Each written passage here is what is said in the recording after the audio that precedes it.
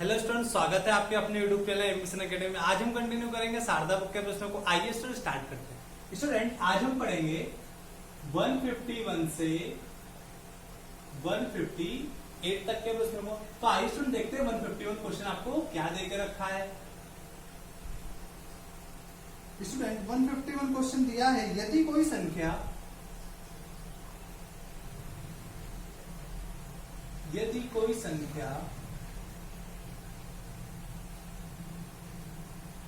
31 से उतनी बड़ी है, 31 से उतनी बड़ी है जितनी वह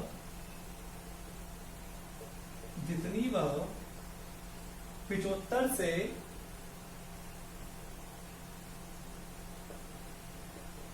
छोटी है, तो वह संख्या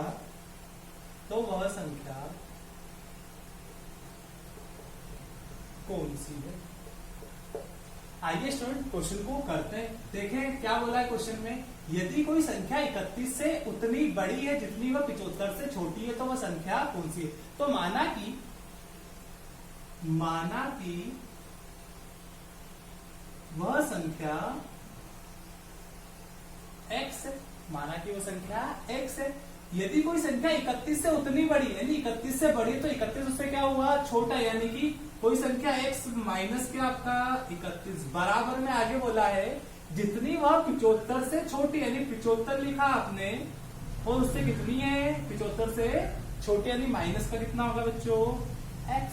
अब इसको आपको क्या करना, सॉल्व करना है। x को इस साइड लाओ, कितना होगा x प्लस एक्स माइनस 31 बराबर में 75, 31 को उस साइड ले जाओ, कितना हो गया 2x बराबर 75 प्लस 31। तो यहां से कितना हो गया 2x बराबर 5 और 1 6 7 और 3 10। तो x बराबर कितना आएगा आपका 106 बटे 2। तो x बराबर कितना आपका 53। एक बार फिर समझो, यदि कोई संख्या 31 से उतनी बड़ी है, यानी कि 31 से वह संख्या माना आपने कौन सी है x है, 31 से उतनी बड़ी है, यानी कि 31 उससे छोटा होगा, जितनी वह 75 से छोटी, यानी कि 75 उससे बड़ा होगा, तो वह संख्या कौन सी है। तो आपने क्या करा, माना कि वह संख्या x है, फिर x माइनस 31 बराबर 75 माइनस x। फिर आप x को इस साइड लेके आए, 75 31 को उस साइड ले गए, फिर इन दोनों को कैलकुलेट किया तो कितना आपका x बराबर 53। आई होप स्टूडेंट आपको समझ में आया होगा। अगला क्वेश्चन देखते हैं बच्चों क्या दिया आपको।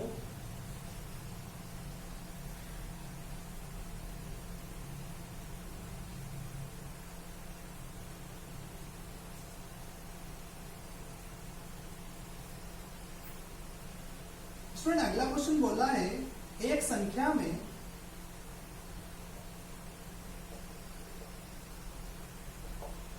एक संख्या में 5/7 जोड़ने पर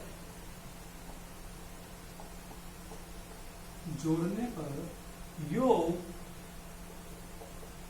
1 हो जाता है, योग 1 हो जाता है, तो वह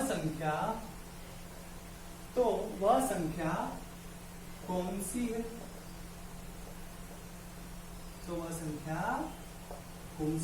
तो स्टूडेंट क्या बोला है आपसे, एक संख्या में 5/7 जोड़ने पर, तो माना कि वह संख्या x है, यानी x में 5/7 जोड़ा, यानी x प्लस 5/7, तो योग कितना हो जाता है आपका 1 हो जाता है। अब इसको उस साइड ले जानी, x बराबर कितना हो जाएगा आपका 1 माइनस 5/7। अब बच्चों यहां से क्या लो आप एलसीएम लो, तो x बराबर कितना होगा आपका, एलसीएम लिया 7, यहाँ पर कुछ नहीं था, अपॉन में 1, यानी 7 का बार 7 है, तो ऊपर क्या हो जाएगा आपका 7 माइनस का कितना आपका 5। तो x बराबर बच्चों कितना है आपका 2/7। लेकिन आपको ऑप्शन में उसने परसेंटेज से दिया है कि ऑप्शन आपको क्या क्या देके रखे हैं। ए ऑप्शन आपको दिया है 5/7 इंटू 60%, बी ऑप्शन दिया है आपको 5/7 इंटू 50%, यहाँ 50 है स्टूडेंट, यहाँ 50 है, यहाँ कितना आपका 60% है। सी ऑप्शन आपको दिया उसने 5/7 इंटू 30% और डी ऑप्शन है आपका 5/7 इंटू 40%। तो स्टूडेंट आपको क्या करना है, इसको बनाना पड़ेगा इस फॉर्मेट में कि आपको कैसे ऑप्शन लाना पड़ेगा। तो आप यहाँ पे क्या करो, 5 का ऊपर गुणा किया और 5 का नीचे गुणा किया। इसके बाद आप क्या करा, इंटू 100 लगाया और बराबर में कोष्टक के बाहर परसेंटेज क्यों करा, परसेंटेज का मान ही कितना होता है 1/100। तो 100 से 100 कैंसिल हो जाएगा और 5 से 5 भी कैंसिल हो जाएगा, तो भी आपका मान कितना आएगा 2/7 ही आएगा। इसको 5 से कितनी बार काटा, 2 बार काटा, नहीं 5 दूनी 10। और ये कितना हो गया आपका, यहाँ पे इधर समझो इसको, कितना हुआ, x बराबर 2/7 इंटू कितना आपका 5 इंटू 20%। अब स्टूडेंट आपको क्या करना है, इस 20 का गुणा इसमें कर देंगे तो कितना हो जाएगा आपका x बराबर 40% इंटू 5/7, जो कि ऑप्शन नंबर कौन सा है आपका, डी में है। एक बार फिर समझो, माना कि वह संख्या x है, x में कितना जोड़ा आपने, 5/7 जोड़ने पर कितना हो गया आपका 1 हो गया।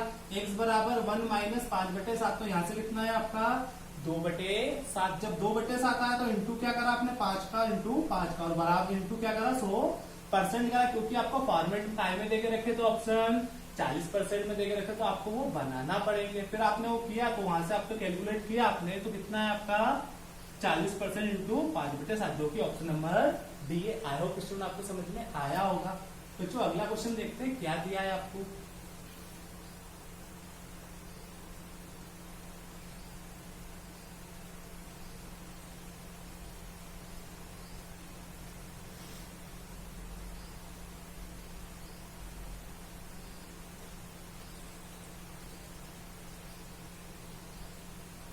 स्टूडेंट अगला क्वेश्चन है आपका, वह संख्या ज्ञात कीजिए,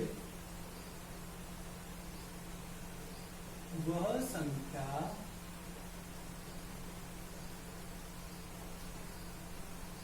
ज्ञात कीजिए जिसका 1/7 भाग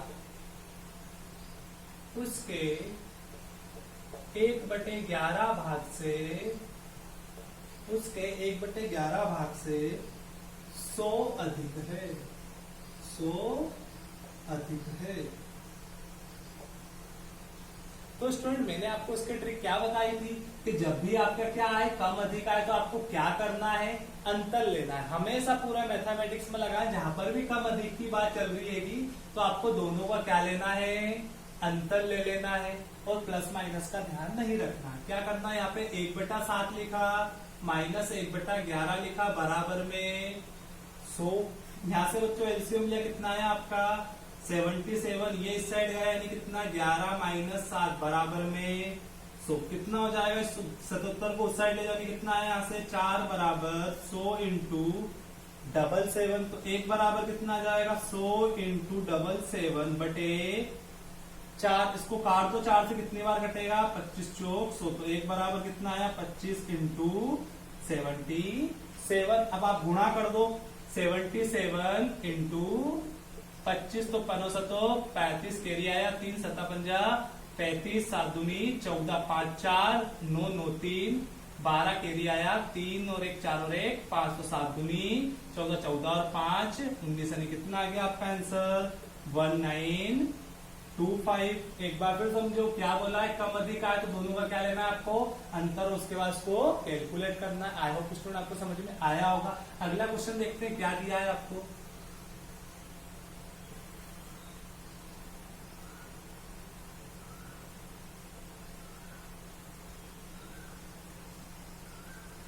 स्टूडेंट अगला क्वेश्चन भी बच्चों सेम ही है। क्या बोला उसने आपसे, यदि किसी संख्या का, यदि किसी संख्या का 1/9 उसके 1/10 से 4 अधिक है, तो वह संख्या कौन सी है, तो वह संख्या कौन सी।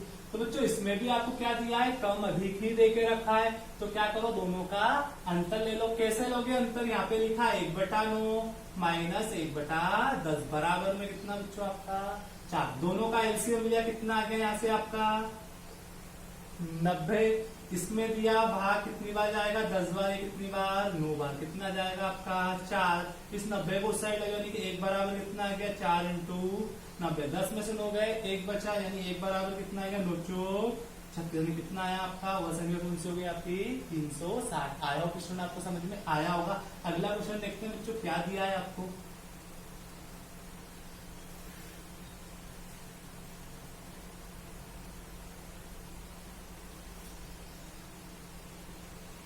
बच्चों अगला क्वेश्चन है लघुत्तम अभाज्य संख्या क्या है। तो स्टूडेंट मैं आपको स्टार्टिंग से बताता हुआ आ रहा हूं कि सबसे छोटी अभाज्य संख्या क्या, सबसे छोटी अभाज्य संख्या कौन सी होती है, 2 होती है। और उसके बाद फिर आपकी 3, फिर 4 और फिर 5, सॉरी 3 के बाद 4 नहीं आती है, 3, 5, 7, 11, ये सब क्या होती है आपकी अभाज्य संख्या होती है। अगर वो आपसे 3 अंकों की अभाज्य संख्या पूछे तो 3 अंकों की सबसे छोटी अभाज्य संख्या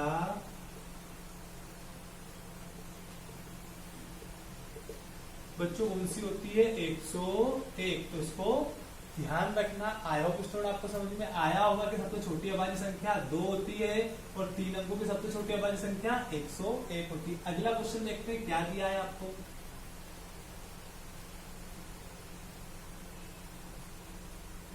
बच्चों अगला क्वेश्चन है आपका 2 की पावर 50, सॉरी 8 की पावर 20, ये अगला क्वेश्चन है। 8 की पावर 20 इंटू 15 की पावर 24 इंटू 17 की पावर 15 में अभाज्य गुणनखंडों की संख्या ज्ञात करो। तो क्या पूछा है आपसे, अभाज्य गुणनखंडों की संख्या बताना है। तो आप क्या करो, इसको फैक्टर में कर लो, यानी कि 2 इंटू 2 इंटू 2, यानी कि इसको पार्ट में तोड़ लिया, यानी इंटू 20, और इधर इसको भी आपने 2 भागों में तोड़ा, यानी कि 3 इंटू 5 ऊपर 24 इंटू 17 को तोड़ने की जरूरत नहीं, क्योंकि ये पहले से क्या होती है अभाज्य संख्या होती है। अब यहाँ पे लिख दो 2 की पावर 20 इंटू 2 की पावर 20 इंटू 2 की पावर 20 इंटू 3 की पावर 24 इंटू 5 की पावर 24 इंटू 17 की पावर 15। अब आपको अभाज्य गुणनखंडों की संख्या निकालें, इनका क्या करो, सभी को जोड़ दो, यानी कितना होगा आपका 20, 40, 60 प्लस 24 गुना 48 प्लस 15। अब जोड़ो 8 और 5 13, केरी आया 1, 4 और 2 6, 6 और 6 12, यानी कितनी आ गई आपकी 123। एक बार फिर समझो, 8 को आपने क्या करा 3 भागों में तोड़ दिया, क्योंकि 2 क्या होती है सबसे छोटी अभाज्य संख्या होती है। फिर आपने 15 को 15 में तोड़ा और 17 किया, तोड़ने की जरूरत नहीं क्योंकि अभाज्य संख्या होती है। फिर इसके बाद आपने सभी को जोड़ दिया, तो जोड़ने पर कितनी संख्या है आपकी 123। तो कितनी गुणनखंडों की संख्या होती है उसमें 123। इसमें अगला क्वेश्चन देखते हैं आपको क्या दिया है।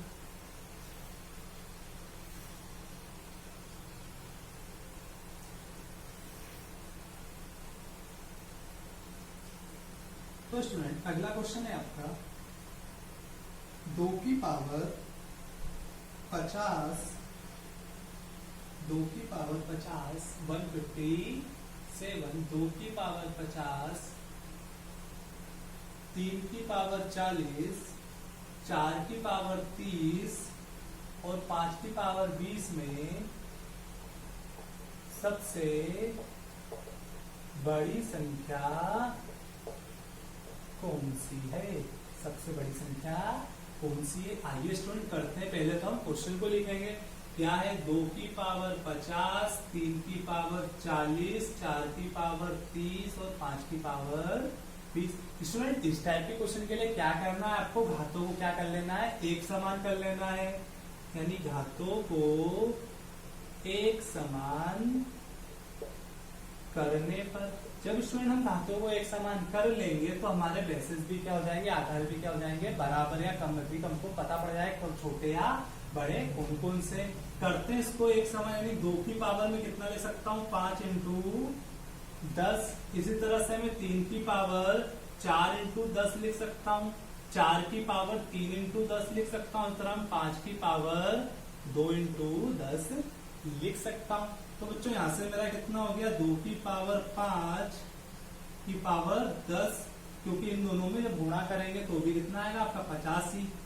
अगला कितना होगा, 3 की पावर 4 10 इंटू 4 की पावर 3 10 और 5 की पावर 2 और इंटू में 10। तो बच्चों यहाँ से कितना आ गया, 32 की पावर 10, 3 की पावर 4 यानी 81 की पावर 10 और 4 की पावर 3 यानी कि 64 की पावर 10 और 5 के लिए 25 की पावर 10। अब आप देख लो इसमें छोटा बड़ा कौन सा, सबसे बड़ा कौन सा दिख रहा है आपको, 81 की पावर 10, यानी सबसे बड़ी संख्या कौन सी होगी, 3 की पावर 40। और सबसे छोटी की बात करता अगर, तो सबसे छोटी कौन सी है, 32 64 यानी सबसे छोटी आपकी है ये वाली। तो सबसे छोटी कौन सी आ जाती है, 5 की पावर 20। आई होप स्टूडेंट आपको समझ में आया होगा। नहीं आया एक बार फिर समझो, आपको क्या करना है, घातों को एक समान कर लेना। जब आप घातों को एक समान कर लोगे तो उनके आधार छोटे बड़े आपको पता चल जाएंगे, कौन सा छोटा कौन सा बड़ा है। आई होप स्टूडेंट आपको समझ में आया होगा। बच्चों आज का लास्ट क्वेश्चन देखते हैं क्या दिया है आपको।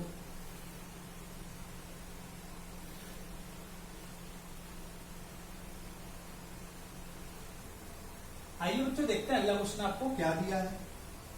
बच्चों अगला क्वेश्चन है आपका 158 ऊँटों के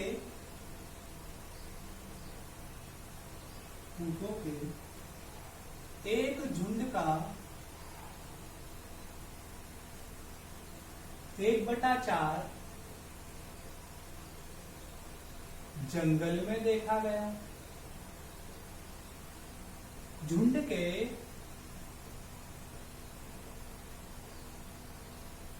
वर्गमूल का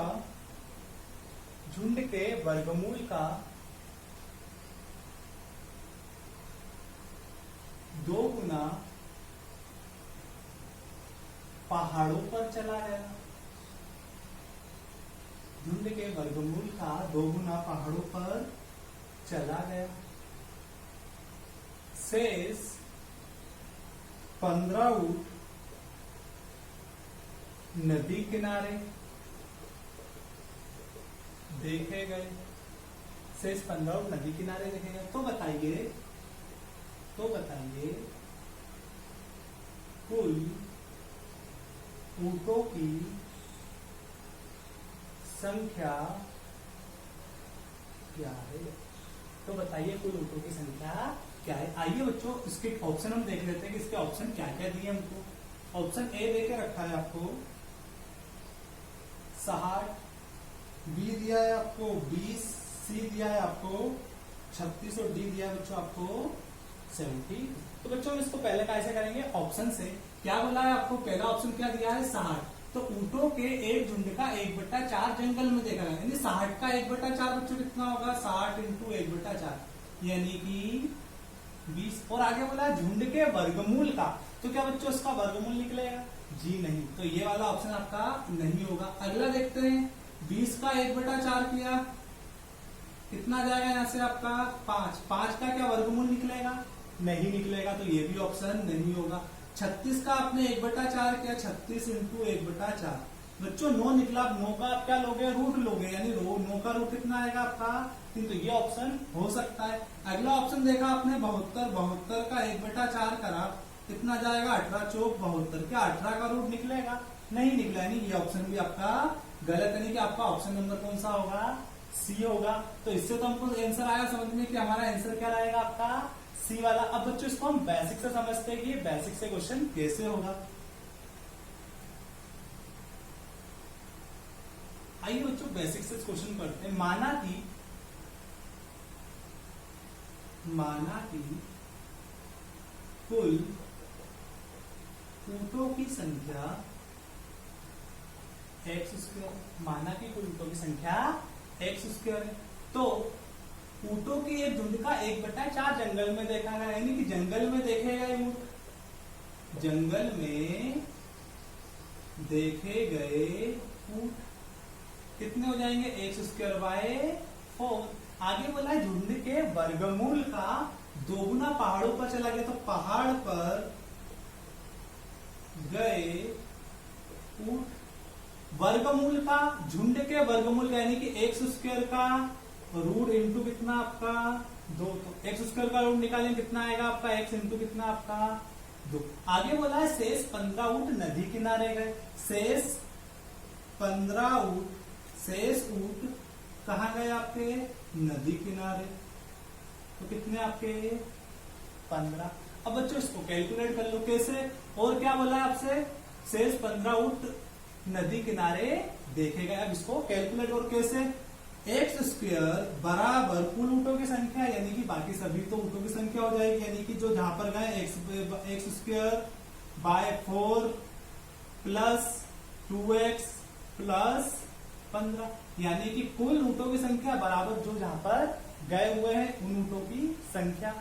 तो यहां से बच्चों इसको कैलकुलेट करेंगे कितना होगा, x² बराबर, यहां से एलसीएम लिया, कितना आएगा आपका एलसीएम 4 आएगा, यानी x², यहाँ पर क्या रहेगा आपका 1, यहाँ भी कितना रहेगा आपका 1। जब 4 का 1 में भाग देंगे, नहीं 4 बार जाएगा, ऊपर गुणा करेंगे कितना प्लस 8x, और इधर भी 15 चौक 60। अब बच्चों 4 का गुणा यहाँ कर देंगे, कितना हो गया आपका 4x² बराबर x² प्लस 8x प्लस 60।